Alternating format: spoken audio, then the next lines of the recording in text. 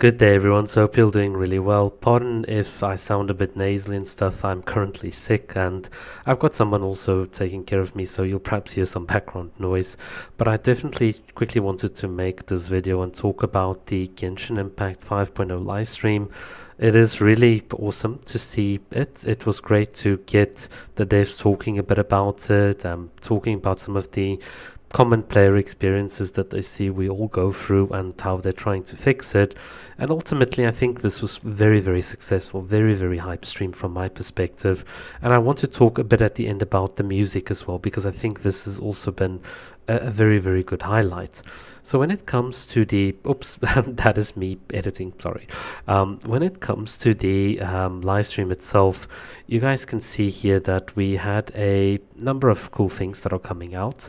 I think if I had to look critically on this, there are a couple of things that do worry me.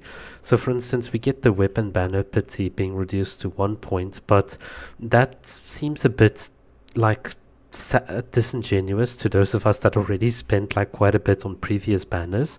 I think a better way to have introduced this would have been to say that anyone that had in the past 2 fate points, they would get a weapon coupon that you can redeem for any weapon prior to 5.0 at any time. I think that would have been a fair thing to do, because people like myself that paid previously obviously are now going to miss out on the fact that we could have gotten a better deal, which is just a bit scummy from Hoyo's perspective. I like the weapon banner change, don't get me wrong, I just think there needs to be compensation for it. And it's the same for the fact that we're getting I can't even read properly here, but a new 5-star character like every anniversary. So that is something that's also a bit, oh, here is number 14, wow, my eyes. But the one thing here that's very problematic is that we had that Chronicle Wish earlier, and some people might have spent, let's say, money on it. Well, not money, but like wishes on it. They couldn't get, let's say, a character like Jean or the Luke, or a character that they really wanted, and now suddenly, with that wish being gone and those like primogems being wasted, now they get a 5-star at this point in time. It certainly means that some of these changes, if you think about how they would have applied retroactively to players and choices and the monetary values put up, I think it deserves a bit better. I think we deserve a bit of compensation for that, because it's these sorts of things that always make me a bit weary. It's almost like Hoyo is putting out enough things to attract newer players, but just giving us a bit of extra quality of life things that should have been in 4.0 already, to be honest, for us as long-term players. But yeah, I mean, in a certain sense, I'm happy with all of the changes. I just think how it has been done is not done in the fairest way. But I mean, look, that's just going to be my perspective. The other thing that I want to talk about, and sorry, this is not going to be a long video, is the choir and the beautiful music that we saw here. So I'm someone that grew up in Africa. I don't think a lot of people know about this. So like black culture and listening to the Swahili here, it's something that has been a part of my life.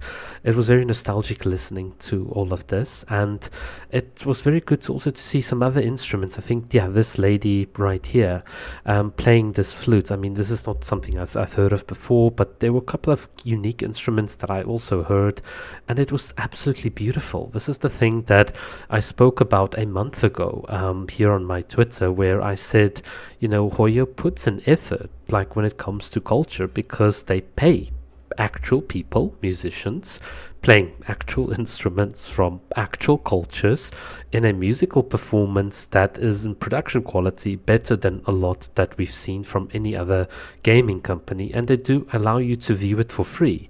I mean, that is fantastic. That's like paying a homage to your to the inspirations that you've taken in like creating your game. Yes, your game is not based off of anything. In fact, Hoyo makes it very clear, go away Toronto, that this is a work of fiction. You can see here at the bottom, and it's not related to people, but they at least, you know, have the decency to say, you know, from the places that we did take inspiration, you know, here is like our, you know, this is how we pay our respects. And I think that is fantastic.